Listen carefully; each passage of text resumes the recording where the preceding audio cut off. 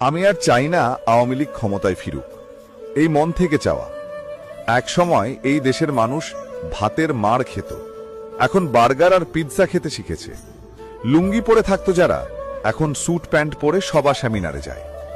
এটা কোনো জাদু নয়, শেখ হাসিনার নেতৃত্বেই এই রূপান্তর সম্ভব হয়েছে। আজ হাসনাত বলে যুদ্ধ বিমান কেনা হয়েছে এই সরকারের আমলে। আমি বলি, শুধু যুদ্ধ বিমান কেন, ড্রিম লাইনার, মেট্রো রেল, আধুনিক বিমানবন্দর, টার্মিনাল, 4 লেন সড়ক সবকিছুই হয়েছে শেখ হাসিনার সময়।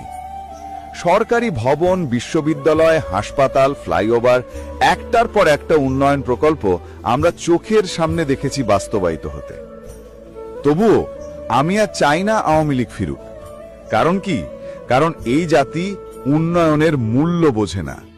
যারা একসময় পদ্মা সেতুর স্বপ্নকেও তামাশা ভাবত, তারাই আজ সেই সেতুতে সেলফি তোলে, আবার মুখে বলে ফ্যাসিস্ট সরকার।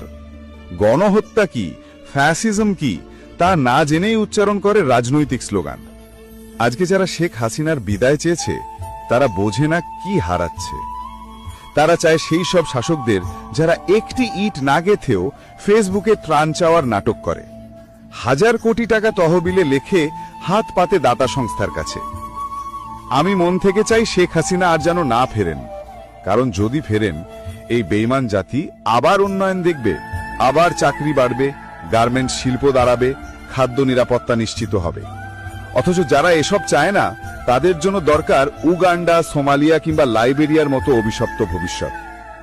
তাদের জন্য প্রয়োজন এমন এক শাসক যে মুখের খাবারও কেড়ে নেবে, যেন তারা বুঝতে শেখে উন্নয়ন কাকে বলে, দেশপ্রেম কাকে বলে এবং নেতৃত্ব মানে কি। তাই বলছি, মন থেকে বলছি, ফিরে এসো না শেখ হাসিনা। এই জাতি তোমার যোগ্য নয়।